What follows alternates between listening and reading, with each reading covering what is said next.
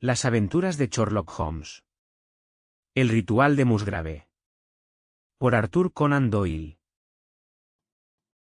Una anomalía que a menudo me llamó la atención en el carácter de mi amigo Sherlock Holmes fue que, aunque en sus métodos de pensamiento era el más pulcro y metódico de la humanidad, y aunque también afectaba a cierta, con una vestimenta tranquila y refinada, no dejaba de ser, en sus hábitos personales, uno de los hombres más desordenados que jamás hubieran, y que hubiera vuelto loco a cualquier compañero de hospedaje. No es que yo sea en absoluto convencional a ese respecto. El duro trabajo en Afganistán, sumado a un carácter bohemio natural, me ha vuelto bastante más relajado de lo que corresponde a un médico. Pero conmigo hay un límite y cuando encuentro a un hombre que guarda sus puros en el carbonero, su tabaco en la punta de una zapatilla persa, y su correspondencia sin respuesta atravesada por una navaja en el centro mismo de su repisa de madera, entonces empiezo a darme aires de virtuoso. Siempre he sostenido, además, que la práctica con pistola debería ser claramente un pasatiempo al aire libre. Y cuando Holmes, en uno de sus humores extraños, se sentaba en un sillón con su gatillo de pelo y 100 cartuchos boxer, y procedía a adornar la pared opuesta con un patriótico heroísmo lleno de picaduras de bala, sentía firmemente que ni él ni la atmósfera ni el aspecto de nuestra habitación mejoraron con ello. Nuestras habitaciones siempre estaban llenas de sustancias químicas y de reliquias criminales que tenían la costumbre de deambular por lugares inverosímiles y de aparecer en la mantequera o en lugares incluso menos deseables. Pero sus papeles fueron mi gran quid. Le horrorizaba destruir documentos, especialmente aquellos que estaban relacionados con sus casos pasados. Y sin embargo, solo una vez cada 1 o 2 años reunía energía para registrarlos y ordenarlos. Porque, como he mencionado en alguna parte de estas incoherentes memorias, los arrebatos de energía apasionada cuando realizaba las notables hazañas con las que se asocia su nombre, fueron seguidos por reacciones de letargo durante las cuales permanecía tumbado con su violín y sus libros, sin apenas moverse, a guardar del sofá a la mesa. Así, mes tras mes, sus papeles se acumularon, hasta que cada rincón de la habitación quedó abarrotado de fajos de manuscritos, que bajo ningún concepto debían ser quemados, y que no podían ser guardados excepto por su dueño. Una noche de invierno, mientras estábamos sentados junto al fuego, me atreví a sugerirle que, como ya había terminado de pegar extractos en su libro de lugares comunes, podría emplear las siguientes 2 horas en hacer nuestra habitación un poco más habitable. No podía negar la justicia de mi petición, así que con cara bastante arrepentida, se fue a su dormitorio, de donde regresó al poco tiempo arrastrando una gran caja de hojalata detrás de él.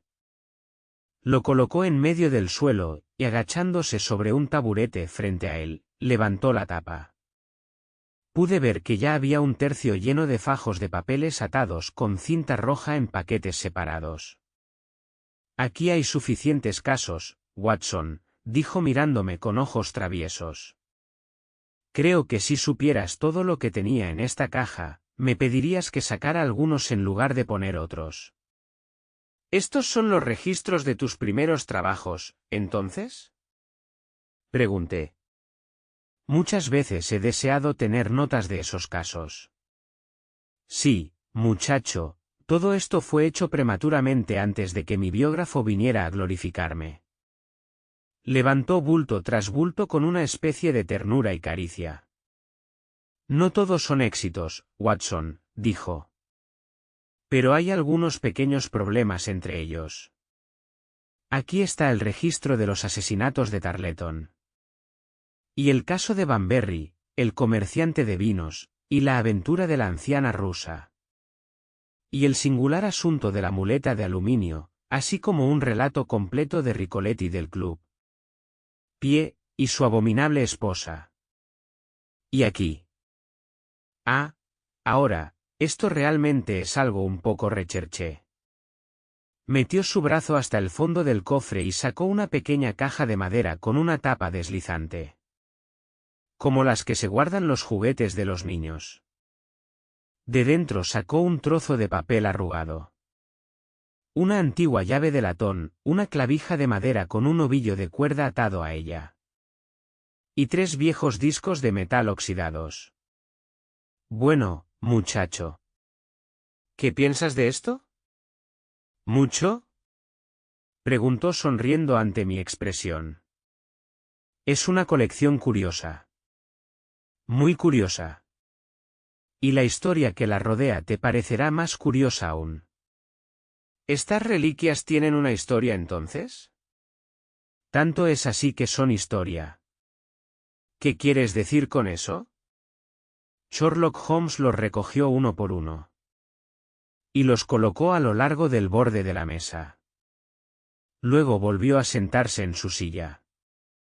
Y los miró con un brillo de satisfacción en los ojos. Estos dijo. Es todo lo que me queda para recordarme la aventura del ritual Musgrave. Lo había oído mencioné. El caso más de una vez, aunque nunca había podido reunir los detalles. Me alegraría mucho, dije, si usted me diera cuenta de ello. ¿Y dejar la basura como está? Gritó, con picardía. Después de todo, su orden no supondrá mucha tensión, Watson. Pero me alegraría que agregara este caso a sus anales. Porque hay puntos en el que lo hacen bastante único en los antecedentes penales de este. O, creo, de cualquier otro país. Una colección de mis insignificantes logros estaría ciertamente incompleta. Si no contuviera ninguna explicación de este asunto tan singular. Tal vez recuerdes como el asunto de Gloria Scott y mi conversación con el infeliz cuyo destino te hablé fueron los primeros en llamar mi atención. En la dirección de la profesión que se ha convertido en el trabajo de mi vida. Me ven ahora cuando mi nombre se ha hecho conocido en todas partes. Y cuando soy generalmente reconocido tanto por el público como por la fuerza oficial. Como un tribunal de apelación final en casos dudosos. Incluso cuando me conociste por primera vez. En la época del asunto que has conmemorado en el que difícilmente podías darte cuenta. Entonces, de lo difícil que me resultó al principio. Y de cuánto tiempo tuve que esperar antes de lograr algún progreso. Cuando llegué por primera vez a Londres. Tenía habitaciones en Montague Street, justo a la vuelta de la esquina de Museo Británico. Y allí esperé. Aprovechando mi abundante tiempo libre. Estudiando todas aquellas ramas de la ciencia que podrían hacerme más eficiente. De vez en cuando se me cruzaban casos, principalmente a través de la presentación de antiguos compañeros de estudios. Ya que durante mis últimos años en la universidad se hablaba mucho de mí y de mis métodos. El tercero de estos casos fue el del ritual Musgrave. Y es en el interés que despertó esa singular cadena de acontecimientos. Y en las grandes cuestiones que resultaron estar en juego. Que atribuyo mi primer paso hacia la posición que ahora espera. Reginald Musgrave había estado en la misma universidad que yo. Y tenía un ligero conocimiento de él. En general, no era popular entre los estudiantes universitarios. Aunque siempre me pareció que lo que se presentaba como orgullo era en realidad un intento de encubrir una extrema desconfianza natural. En apariencia era un hombre de tipo sumamente aristocrático. Delgado, de nariz alta y ojos grandes, con modales lánguidos pero cortesanos. De hecho, era descendiente de una de las familias más antiguas del reino. Aunque su rama era una rama cadete que se había separado de los Musgraves del norte en algún momento del siglo XVI, y se había establecido en el oeste de Sussex, donde se encontraba la mansión de Urstone. Es quizás el edificio habitado más antiguo del condado. Algo de su lugar de nacimiento parecía aferrarse a aquel hombre. Y nunca miraba su rostro pálido y agudo, o el aplomo de su cabeza sin asociarlo con arcos grises. Ventanas con parteluces y todos los venerables restos de una fortaleza feudal. Una o dos veces nos pusimos a hablar. Y recuerdo que más de una vez expresó un gran interés en mis métodos de observación e inferencia. Durante 4 años no lo había visto, ni sabido nada de él. Hasta que una mañana entró en mi habitación en Montague Street. Había cambiado un poco, vestía como un joven elegante. Siempre fue un poco dandy, y conservaba los mismos modales tranquilos y suaves que antes lo habían distinguido. ¿Cómo te ha ido en todo Musgrave? Le pregunté. Después de estrecharnos cordialmente la mano. Probablemente oíste hablar de la muerte de mi pobre padre, dijo. Se lo llevaron hace unos 2 años. Desde entonces, por supuesto, he tenido que administrar las propiedades de Urstone. Y como también soy miembro de mi distrito, mi vida ha sido muy ocupada. Pero tengo entendido, Holmes, que está utilizando con fines prácticos esos poderes con los que solía asombrarnos. Sí, dije, he empezado a vivir de mi ingenio. Estoy encantado de oírlo. Pues su consejo en este momento sería sumamente valioso para mí. Hemos tenido acontecimientos muy extraños en Urstone. Y la policía no ha podido arrojar luz sobre el asunto. Es realmente el asunto más extraordinario e inexplicable. Puedes imaginar con qué entusiasmo lo escuché, Watson. Porque la oportunidad que había estado anhelando durante todos esos meses de inacción parecía estar a mi alcance. En lo más profundo de mi corazón creía que podía triunfar donde otros fracasaron. Y ahora tenía la oportunidad de ponerme a prueba. Por favor, déjenme tener los detalles, grité. Reginald Musgrave. Se sentó frente a mí y encendió el cigarrillo que le había acercado. Debes saber, dijo, que aunque soy soltero, tengo que mantener un personal considerable de sirvientes en Urstone. Porque es un lugar antiguo y laberíntico. Requiere mucho cuidado. Yo también lo conservo. Y en los meses del Faisán suelo celebrar una fiesta en casa.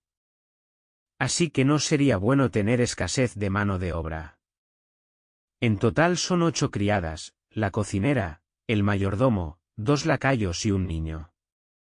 El jardín y los establos, por supuesto, tienen personal separado. De estos sirvientes, el que había estado más tiempo a nuestro servicio fue Brunton, el mayordomo. Era un joven maestro de escuela fuera de lugar cuando mi padre lo aceptó por primera vez. Pero era un hombre de gran energía y carácter, y pronto llegó a ser muy valioso en la casa. Era un hombre alto, apuesto, con una frente espléndida. Y aunque lleva 20 años con nosotros, ahora no puede tener más de 40. Con sus ventajas personales. Y sus extraordinarias dotes, pues puede hablar varios idiomas y tocar casi todos los instrumentos musicales. Es maravilloso que se haya sentido satisfecho durante tanto tiempo en esa posición. Pero supongo que se sentía cómodo. Y le faltaba energía para realizar cualquier cambio. El mayordomo de Urstone siempre es algo que todos los que nos visitan recuerdan. Pero este modelo tiene un defecto. Es un poco Don Juan. Y puedes imaginarte que para un hombre como él no es un papel muy difícil de interpretar en un tranquilo distrito rural. Cuando se casó todo estaba bien. Pero desde que enviudó no hemos tenido fin de problemas con él. Hace unos meses teníamos la esperanza de que estuviera a punto de sentar cabeza nuevamente. Porque se comprometió con Rachel Howells, nuestra segunda criada. Pero desde entonces la abandonó. Y se enamoró de Janet Tregellis, la hija del guardabosques jefe. Rachel, que es una chica muy buena, pero de temperamento galés excitable. Tuvo un agudo ataque de fiebre cerebral. Y ahora anda por la casa, o lo hacía hasta ayer, como una sombra de ojos negros de lo que era antes. Ese fue nuestro primer drama en Urstone. Pero vino un segundo. Para alejarlo de nuestras mentes. Y fue precedido por la desgracia y el despido del mayordomo Brunton. Así fue como sucedió. He dicho que el hombre era inteligente, y esta misma inteligencia ha causado su ruina. Porque parece haberle llevado a una curiosidad insaciable por cosas que no le concernían en lo más mínimo. No tenía idea de hasta dónde lo llevaría esto. Hasta que el más mínimo accidente me abrió los ojos. He dicho que la casa es laberíntica. Un día de la semana pasada. El jueves por la noche, para ser más exactos. Descubrí que no podía dormir después de haber tomado tontamente una taza de café negro fuerte después de cenar. Después de luchar contra ello hasta las 2 de la mañana. Sentí que era completamente inútil, así que me levanté. Y encendí la vela con la intención de continuar una novela que estaba leyendo. El libro, sin embargo, lo había dejado en la sala de billar. Así que me puse la bata y fui a buscarlo. Para llegar a la sala de billar tuve que bajar un tramo de escaleras y luego llegar a la sala de billar. Crucé la cabecera de un pasillo que conducía a la biblioteca y a la sala de armas. Puedes imaginar mi sorpresa cuando, mientras miraba por este pasillo, vi un destello de luz que salía de la puerta abierta de la biblioteca. Yo mismo apagué la lámpara y cerré la puerta antes de acostarme. Naturalmente, lo primero que pensé fue en los ladrones. Los pasillos de Urstone tienen las paredes decoradas en gran parte con trofeos de armas antiguas. De uno de ellos cogí un hacha de guerra y luego, dejando la vela detrás de mí, me arrastré de puntillas por el pasillo y miré por la puerta abierta. Brunton, el mayordomo, estaba en la biblioteca. Estaba sentado, completamente vestido, en un sillón, con un trozo de papel que parecía un mapa sobre las rodillas, y la frente hundida sobre la mano, sumido en profundo pensamiento. Me quedé mudo de asombro, observándolo desde la oscuridad. Una pequeña vela en el borde de la mesa arrojaba una débil luz que bastó para mostrarme que estaba completamente vestido. De repente, mientras yo miraba, se levantó de su silla y acercándose a una cómoda que había al lado, la abrió y sacó uno de los cajones. De allí tomó un papel y, volviendo a su asiento, lo aplanó junto a la vela en el borde de la mesa. Y comenzó a estudiarlo con minuciosa atención. Mi indignación ante este tranquilo examen de nuestros documentos familiares me invadió hasta tal punto que di un paso adelante. Y Brunton, al levantar la vista, me vio de pie en la puerta. Se puso de pie de un salto, con el rostro lívido de miedo. Y se metió en el pecho el papel parecido a un gráfico que había estado estudiando originalmente. Entonces, dije, así es como pagas la confianza que te hemos depositado. He reposado en ti. Dejarás mi servicio mañana. Hizo una reverencia con la mirada de un hombre completamente destrozado. Y pasó a mi lado sin decir palabra. La vela todavía estaba sobre la mesa, y a la luz de su luz miré para ver cuál era el papel que Brunton había cogido de la cómoda. Para mi sorpresa, no era nada de importancia alguna, sino simplemente una copia de las preguntas y respuestas de la antigua y singular observancia llamada ritual Musgrave.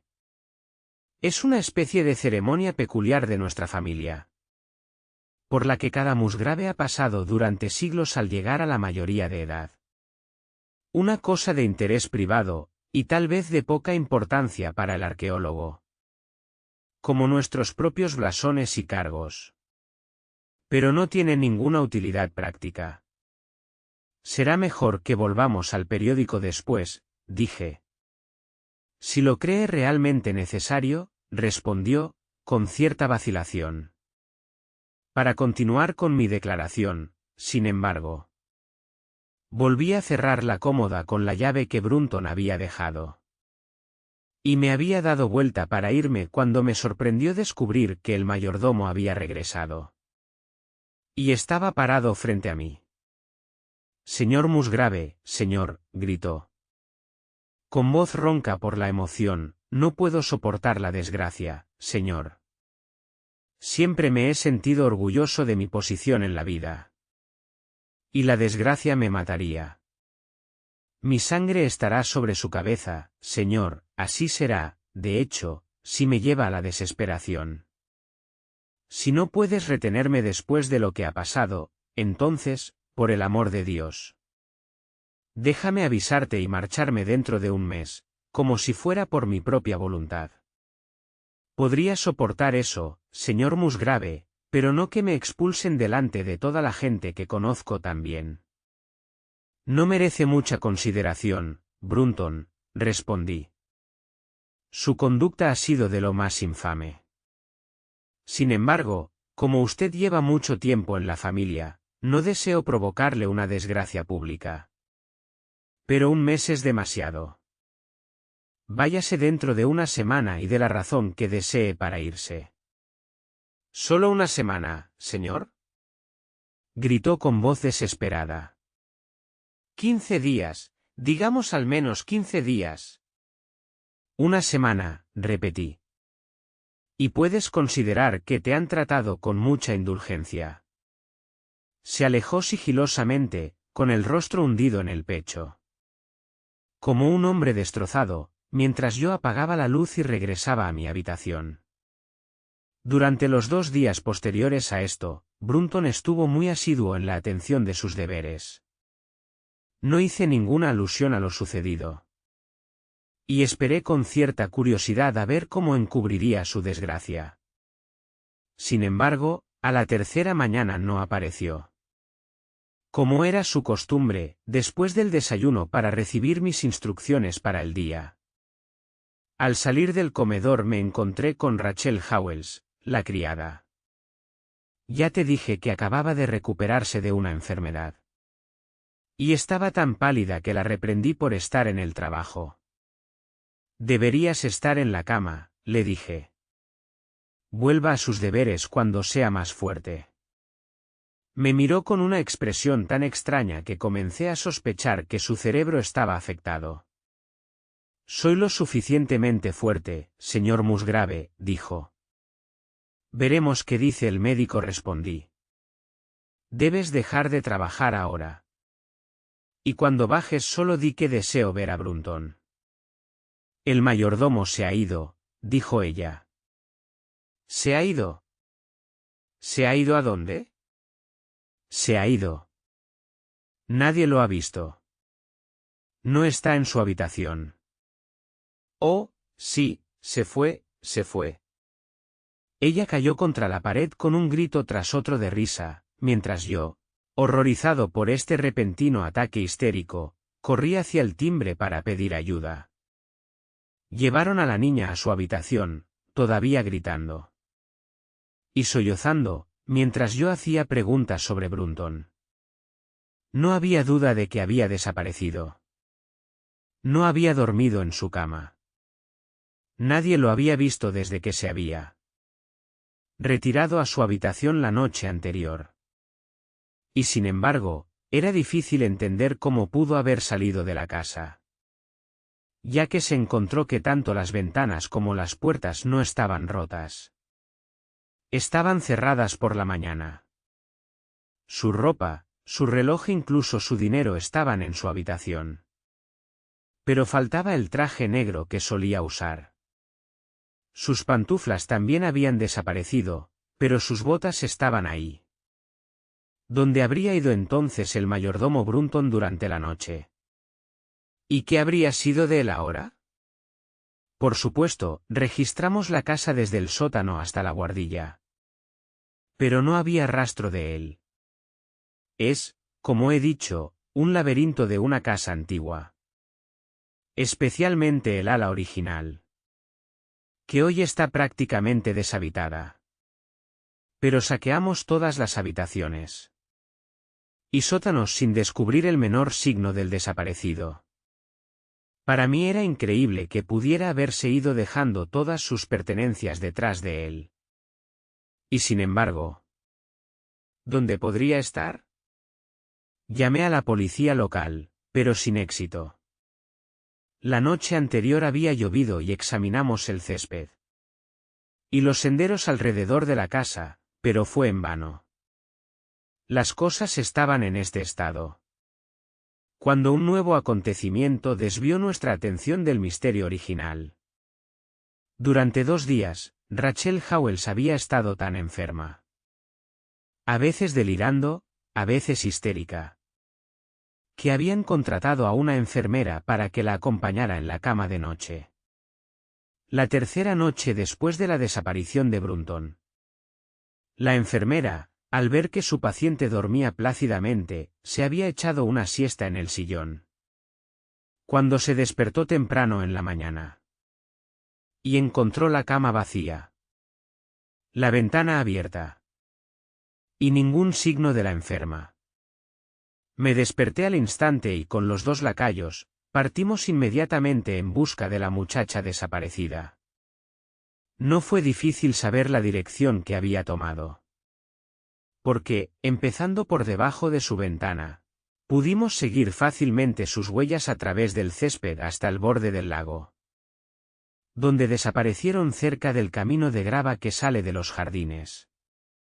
Allí el lago tiene 2,5 metros de profundidad. Y podéis imaginaros nuestros sentimientos cuando vimos que el rastro de la pobre muchacha demente terminaba en la orilla del mismo. Por supuesto, enseguida tuvimos listos los arrastres. Y nos dispusimos a trabajar para recuperar los restos. Pero no pudimos encontrar ningún rastro del cuerpo. Por otra parte, sacamos a la superficie un objeto de un tipo muy inesperado. Era una bolsa de lino que contenía en su interior una masa de metal viejo, oxidado y descolorido. Y varios trozos de guijarros o vidrio de colores apagados. Este extraño hallazgo fue todo lo que pudimos obtener del mero.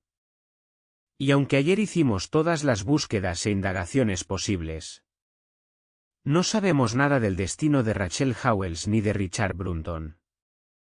La policía del condado está desesperada. Y he acudido a usted como último recurso. ¿Puede imaginarse, Watson, con qué entusiasmo escuché esta extraordinaria secuencia de acontecimientos? Y me esforcé en reconstruirlos. Y idear algún hilo conductor del que todos pudieran depender. El mayordomo se había ido. La doncella se había ido. La doncella amaba al mayordomo. Pero después tuvo motivos para odiarlo. Era de sangre galesa. Fogosa y apasionada. Ella había estado terriblemente excitada. Inmediatamente después de su desaparición, había arrojado al lago una bolsa que contenía un contenido curioso. Todos estos eran factores que debían tenerse en cuenta. Y sin embargo, ninguno de ellos llegaba al meollo de la cuestión. ¿Cuál fue el punto de partida de esta cadena de acontecimientos? Allí estaba el final de esta línea enredada. Debo ver ese papel musgrave, dije. Que este mayordomo suyo pensó que valía la pena consultar. Incluso a riesgo de perder su puesto. Es un asunto bastante absurdo este ritual nuestro, respondió. Pero tiene al menos la gracia salvadora de la antigüedad para excusarlo. Tengo una copia de las preguntas y respuestas aquí si quieres echarles un vistazo. Me entregó el mismo documento que tengo aquí, Watson. Y este es el extraño catecismo al que cada musgrave tuvo que someterse. Cuando vino a la propiedad del hombre. Te leeré las preguntas. Y respuestas tal como están. ¿De quién fue? ¿De quién se fue? ¿Quién lo tendrá? El que vendrá. ¿Dónde estaba el sol? Sobre el roble. ¿Dónde estaba la sombra? Debajo del olmo. ¿Cómo se pisó? Al norte por 10 y por 10, al este por 5 y por 5, al sur por 2 y por 2, al oeste por 1 y por 1, y así abajo. ¿Qué daremos por ello? Todo eso es nuestro. ¿Por qué deberíamos darlo? Por el bien de la confianza. El original no tiene fecha. Pero este está escrito a mediados del siglo XVII, comentó Musgrave. Me temo, sin embargo, que puede serle de poca ayuda para resolver este misterio. Al menos dije, nos ofrece otro misterio. Y uno que es aún más interesante que el primero. Puede ser que la solución de uno resulte ser la solución del otro. Me disculparás, Musgrave. Si digo que tu mayordomo me parece un hombre muy inteligente. Y que tuvo una visión más clara que 10 generaciones de sus amos. No te entiendo, dijo Musgrave. Me parece que el documento no tiene importancia práctica. Pero a mí me parece inmensamente práctico. Y me imagino que Brunton adoptó la misma opinión. Probablemente lo había visto antes de esa noche en que lo atrapaste. Es muy posible. No nos esforzamos en ocultarlo. Me imagino que simplemente deseaba refrescar su memoria sobre esa última ocasión. Tenía, según tengo entendido, una especie de mapa, o gráfico que estaba comparando con el manuscrito. Y que se metió en el bolsillo cuando usted apareció. Eso es cierto. Pero, ¿qué podría tener que ver con esta antigua costumbre familiar nuestra? ¿Y qué significa este galimatías? No creo que tengamos muchas dificultades para determinar eso, dije. Posiblemente hayas visto fotografías. Y leído descripciones del famoso edificio antiguo. Así que me limitaré a decir que está construido en forma de L, siendo el brazo largo la parte más moderna. Y el más corto el núcleo antiguo. A partir del cual se había desarrollado el otro. Sobre la puerta baja y de pesado dintel, en el centro de esta parte antigua. Está cincelada la fecha de 1607. Pero los expertos coinciden en que las vigas y la mampostería son en realidad mucho más antiguas. Los muros enormemente gruesos y las ventanas diminutas de esta parte habían obligado en el siglo pasado a la familia a construir la nueva ala. Y la antigua se utilizaba ahora como almacén y sótano cuando se utilizaba. Un espléndido parque de hermosas maderas antiguas rodea la casa. Y el lago al que se había referido mi cliente estaba cerca de la avenida. A unos 200 metros del edificio.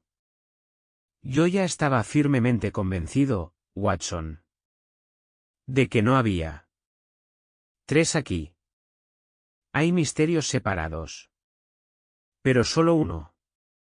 Y que si pudiera leer correctamente el ritual de Musgrave, tendría en mis manos la pista que me llevaría a la verdad sobre el mayordomo Brunton. Y la doncella Howells. Entonces volqué todas mis energías en eso. ¿Por qué este sirviente debería estar tan ansioso por dominar esta vieja fórmula? Evidentemente porque vio en él algo que se le había escapado a todas aquellas generaciones. De terratenientes rurales y de lo que esperaba alguna ventaja personal. ¿Qué fue entonces y cómo había afectado su destino? Para mí era perfectamente obvio, al leer el ritual, que las medidas debían referirse a algún lugar al que aludía el resto del documento. Y que si pudiéramos encontrar eso en ese lugar, estaríamos en buen camino para descubrir cuál era el secreto que los viejos Musgraves habían considerado necesario embalsamar de una manera tan curiosa. Al principio nos dieron 2 guías, un roble y un olmo. En cuanto al roble, no cabía duda alguna. Justo enfrente de la casa, en el lado izquierdo del camino, había un patriarca entre robles. Uno de los árboles más magníficos que jamás haya visto. Ahí fue cuando se redactó su ritual, dije yo. Mientras pasábamos por allí. Con toda probabilidad estuvo allí durante la conquista normanda, respondió. Tiene una circunferencia de 23 pies. ¿Tienes algún olmo viejo? Pregunté. Había uno muy viejo más allá, pero hace 10 años lo alcanzó un rayo y lo talamos. El tocón. ¿Puedes ver dónde solía estar? Oh, sí. ¿No hay otros olmos? Ningunos viejos, pero hay muchas hayas. Me gustaría ver dónde crecía. Habíamos llegado en un carro tirado por perros. Y mi cliente me llevó inmediatamente, sin entrar a la casa. Hasta la cicatriz en el césped donde había estado el olmo. Estaba casi a medio camino entre el roble y la casa. Mi investigación parecía avanzar. Supongo que es imposible saber qué altura tenía el olmo. Pregunté. Te lo puedo dar de inmediato. Medía 64 pies. ¿Cómo llegaste a saberlo? Pregunté, sorprendido. Cuando mi antiguo tutor me daba un ejercicio de trigonometría. Siempre tomaba la forma de medir alturas. Cuando era niño. Calculé todos los árboles y edificios de la finca. Fue un golpe de suerte inesperado. Mis datos llegaban más rápido de lo que razonablemente hubiera esperado. Dígame, le pregunté. ¿Su mayordomo alguna vez le hizo esa pregunta? Reginald Musgrave me miró asombrado. Ahora que lo recuerdas, respondió, Brunton me preguntó sobre la altura del árbol hace algunos meses. En relación con una pequeña discusión con la novia. Estas fueron excelentes noticias, Watson. Porque me mostró que estaba en el camino correcto. Miré hacia el sol. Estaba bajo en el cielo. Y calculé que en menos de una hora estaría justo encima de las ramas más altas del viejo roble. Entonces se cumpliría una de las condiciones mencionadas en el ritual. Y la sombra del olmo debe significar el extremo más alejado de la sombra. De lo contrario se habría elegido el tronco como guía. Tenía, entonces, que encontrar dónde caería el otro extremo de la sombra cuando el sol estuviera justo detrás del roble. Eso debe haber sido difícil, Holmes, cuando el olmo ya no estaba allí. Bueno, al menos sabía que si Brunton podía hacerlo, yo también podía. Además, no hubo ninguna dificultad real. Fui con Musgrave a su estudio. Y tallé esta clavija. A la que até esta larga cuerda con un nudo en cada yarda. Luego tomé 2 trozos de caña de pescar. Que medían apenas 6 pies. Y regresé con mi cliente al lugar donde había estado el olmo. El sol apenas rozaba la copa del roble. Fijé la varilla en el extremo. Marqué la dirección de la sombra y la medí. Tenía 9 pies de largo. Por supuesto, el cálculo ahora era simple. Si una vara de 6 pies arrojaba una sombra de 9. Un árbol de 64 pies arrojaría una de 96. Y la línea de una sería, por supuesto, la línea de la otra. Medí la distancia, que me llevó casi a la pared de la casa. Y clavé una estaca en el lugar. Puede imaginarse mi júbilo, Watson. Cuando a 5 centímetros de mi clavija vi una depresión cónica en el suelo. Sabía que era la marca hecha por Brunton en sus medidas, y que todavía estaba tras su pista. Desde este punto de partida procedí a dar un paso. Habiendo tomado primero los puntos cardinales con mi brújula de bolsillo. 10 pasos con cada pie me llevaron paralelo a la pared de la casa. Y nuevamente marqué mi lugar con una estaca. Luego caminé cuidadosamente 5 hacia el este y 2 hacia el sur. Me llevó al mismo umbral de la vieja puerta. 2 pasos hacia el oeste significaban ahora que debía avanzar 2 pasos por el pasadizo enlosado. Y este era el lugar indicado por el ritual. Nunca había sentido un escalofrío de decepción tan frío, Watson. Por un momento me pareció que debía haber algún error radical en mis cálculos. El sol poniente brillaba de lleno sobre el suelo del pasillo.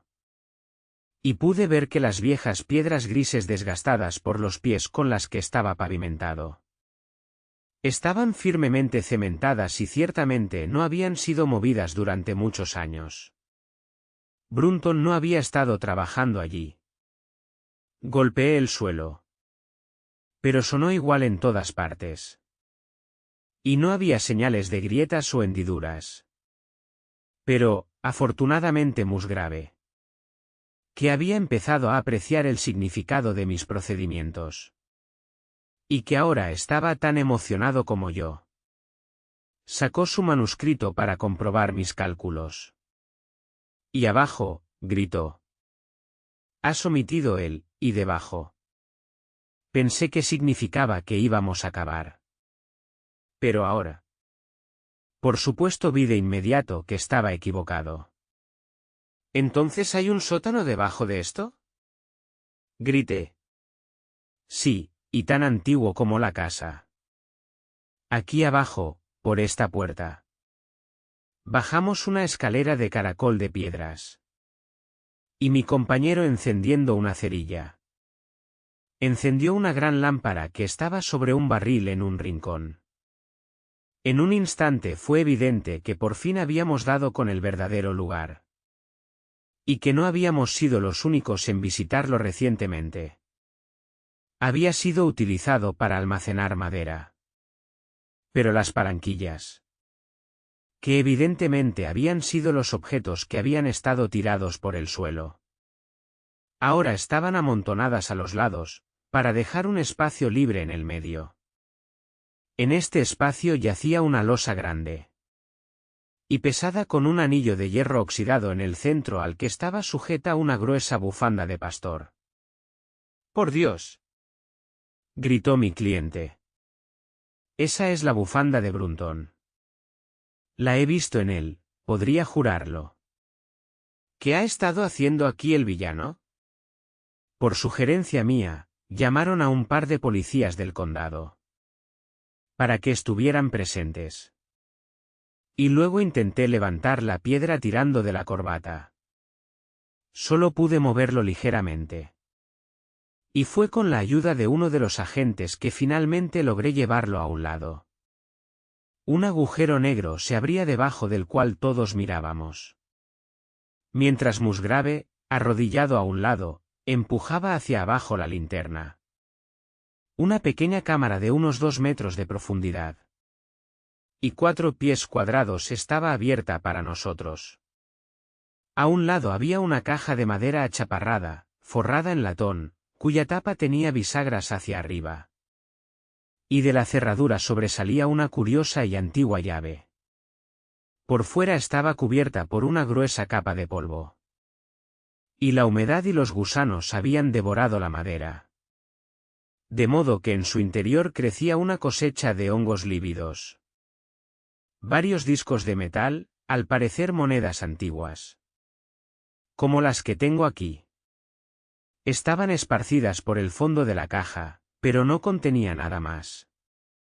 Sin embargo, en ese momento no pensábamos en el viejo cofre, porque nuestros ojos estaban clavados en lo que estaba agachado a su lado. Era la figura de un hombre, vestido con un traje negro, que estaba en cuclillas con la frente hundida en el borde de la caja, y los 2 brazos extendidos a cada lado de ella. La actitud había atraído toda la sangre estancada al rostro. Y ningún hombre habría podido reconocer aquel semblante distorsionado de color hígado. Pero su altura, su vestimenta y su cabello fueron suficientes para mostrarle a mi cliente, cuando hubimos levantado el cuerpo, que en realidad se trataba de su mayordomo desaparecido. Había estado muerto algunos días. Pero no había ninguna herida o hematoma en su persona que mostrara cómo había encontrado su terrible final. Cuando sacaron su cuerpo del sótano, nos encontramos aún ante un problema casi tan formidable como aquel con el que habíamos comenzado.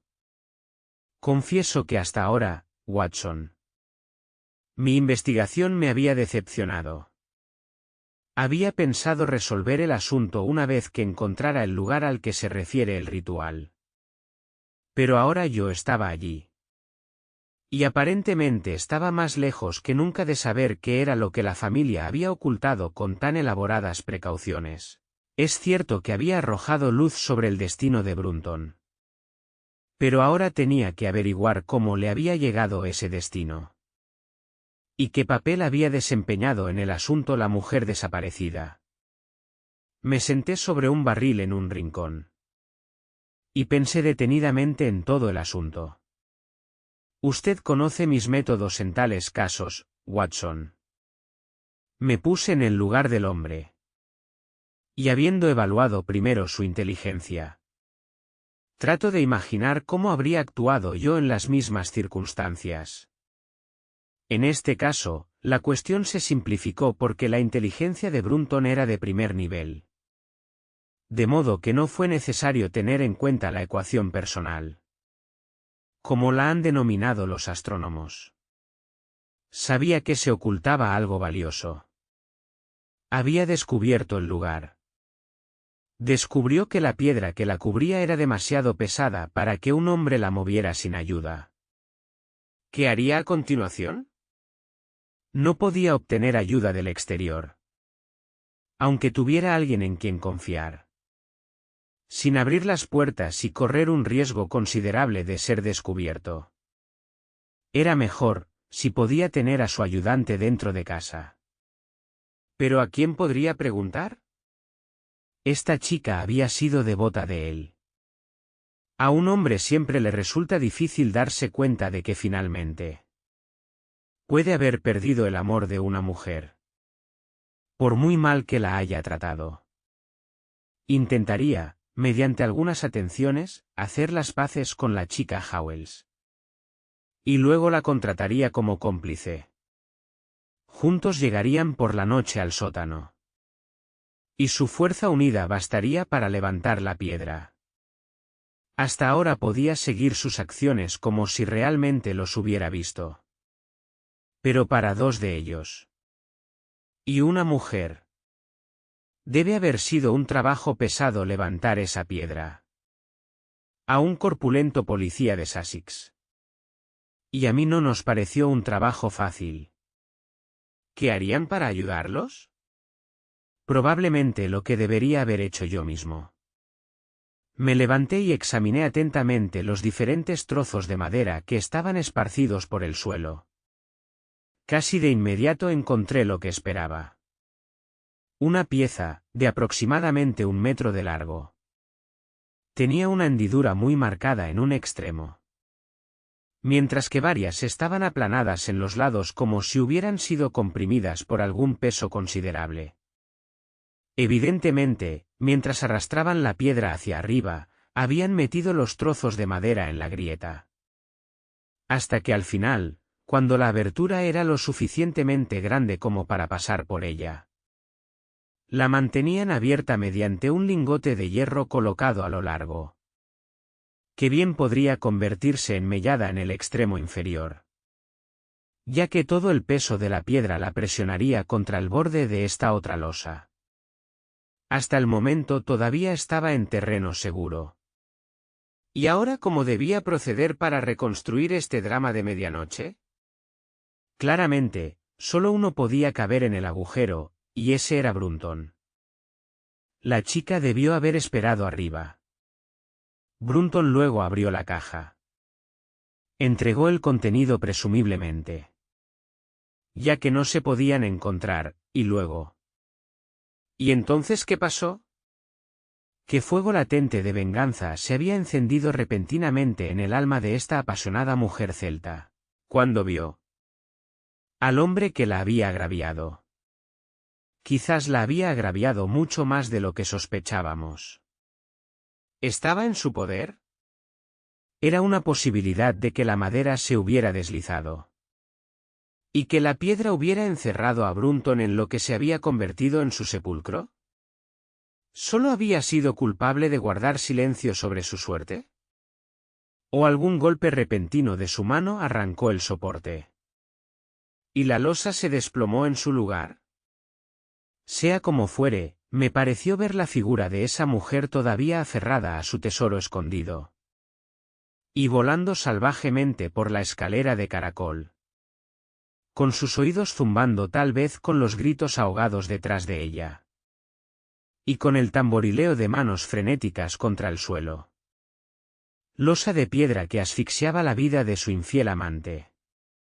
He aquí el secreto de su rostro pálido, de sus nervios alterados, de sus carcajadas histéricas a la mañana siguiente. ¿Pero qué había en la caja? ¿Qué había hecho ella con eso? Por supuesto, debían ser el metal viejo. Y los guijarros que mi cliente había sacado del mero. Los había arrojado allí en la primera oportunidad para eliminar el último rastro de su crimen. Durante 20 minutos estuve sentado inmóvil, pensando en el asunto. Musgrave todavía estaba de pie con el rostro muy pálido. Balanceando su linterna y mirando hacia el agujero. Estas son monedas de Carlos I, dijo. Mostrándole las pocas que había en la caja. Déjame ver el contenido de la bolsa que pescaste en el mero. Subimos a su estudio. Y él puso los escombros delante de mí. Cuando lo miré pude entender que lo considerara de poca importancia, porque el metal era casi negro y las piedras sin brillo. Sin embargo, froté uno de ellos en mi manga. Y después brilló como una chispa en el hueco oscuro de mi mano. La pieza de metal tenía la forma de un anillo doble. Pero había sido doblado y retorcido para perder su forma original. Debes tener en cuenta, dije, que el Partido Real hizo cabeza en Inglaterra incluso después de la muerte del rey. Y que cuando finalmente huyeron, probablemente dejaron muchas de sus posesiones más preciadas enterradas detrás de ellos. Con la intención de regresar a buscarlas en tiempos más pacíficos. Mi antepasado, Sir Ralph Musgrave. Fue un destacado caballero y mano derecha de Carlos II en sus andanzas, dijo mi amigo. Ah, claro. Respondí. Bueno, creo que eso realmente debería darnos el último vínculo que queríamos. Debo felicitarlo por haber tomado posesión. Aunque de manera más bien trágica, de una reliquia de gran valor intrínseco. Pero de importancia aún mayor como curiosidad histórica. ¿Qué es entonces? Jadeó asombrado. Es nada menos que la antigua corona de los reyes de Inglaterra. ¿La corona? Precisamente. Considere lo que dice el ritual. ¿Cómo se ejecuta? ¿De quién era? Su quién se ha ido. Eso fue después de la ejecución de Charles.